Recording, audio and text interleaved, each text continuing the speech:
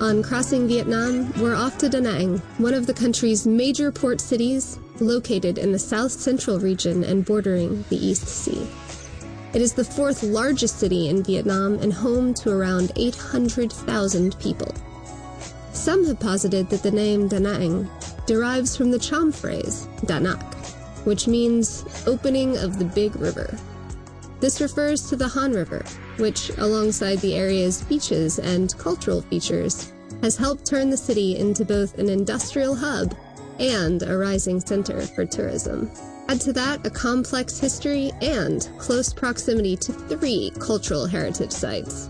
And you can imagine how, from the moment I landed, there seemed no shortage of things to do. When you enter the museum, you can buy a guidebook, or you can wait until there's a group of 5 and get a free in-depth tour of the artifacts, which will run you around an hour. According to my guide, the artifacts date from the 7th to 15th centuries. All are part of the Champa people's cultural remains. Da Nang was once the cradle of Champa civilization, home to a people who worshipped Hindu gods and created sculptures out of bronze and sandstone. What remains of their past are symbols of fertility, life, and death, a scattered, partial history of the gods that were.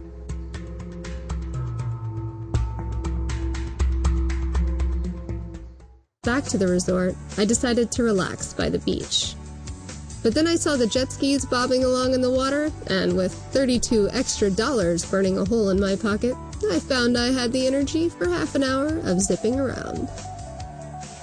After all, many people come to Da Nang to do nothing more than hang out on beaches like My Khe, or, as in my case, wherever their resort happens to be.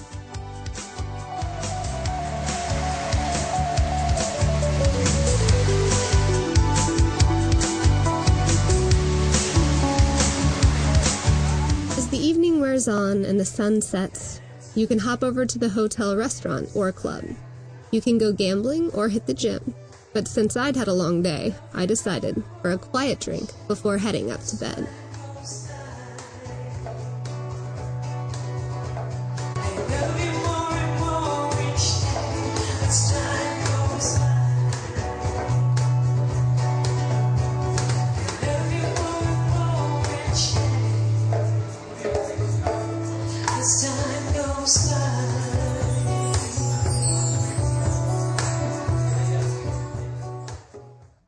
But the peninsula is more than just a pretty place to take in the landscape or stay the night. Amid the tall grasses and touch-me-nots are historical reminders of the American War, a helicopter pad gone to seed, dated facilities dotting the area, and a view of the well-known Da Nang. Marble Mountain is a natural escape, dotted with pagodas and lined with gorgeous stone paths.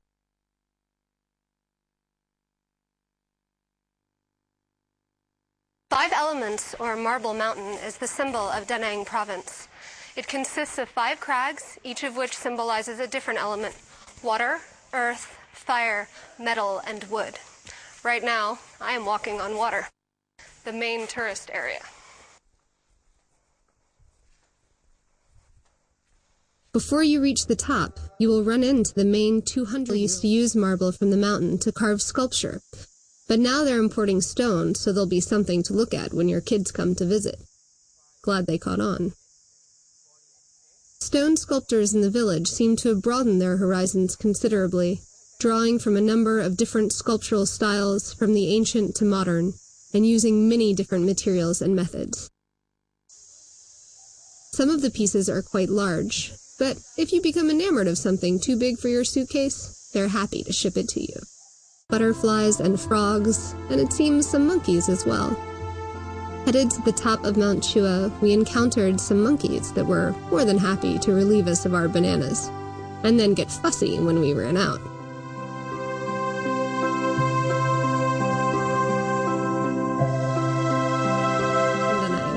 It's also a good place to stand and take in the breeze from high above the bay.